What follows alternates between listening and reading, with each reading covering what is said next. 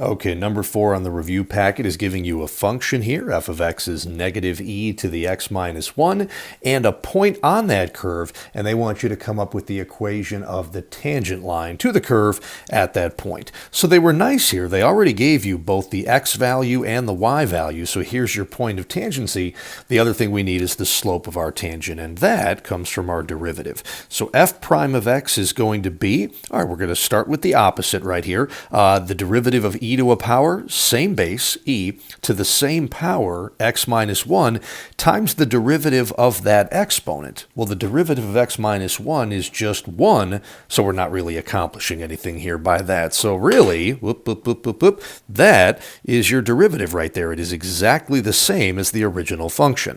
So we now need to evaluate the derivative at this a value right here, negative 1. Well, since the derivative is exactly the same as the original function, putting in negative 1 should get me this exact same value again. It's the opposite of e to the negative 1 minus 1 power, which is the opposite of e to the negative second, which could be rewritten as the opposite of 1 over e squared. And what we found right here, guys, is the slope of our tangent line. So now we know our point of tangency and we know the slope of our tangent. So let's put everything together now into point slope form. Y minus your y coordinate here, so that'll be a plus 1 over e squared, is equal to your slope, opposite of 1 over e squared, times x minus your x coordinate right here, well, minus negative 1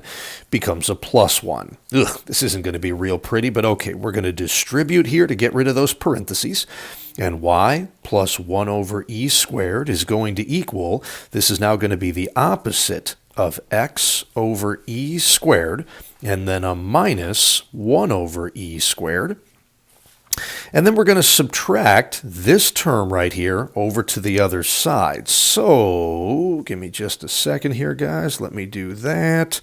Okay, gotcha. So what that's going to do now is make this y equals the opposite of x over e squared, and then it's minus 1 over e squared minus another 1 over e squared. So that's going to be a minus 2 over e squared. And that would be the equation of our tangent line.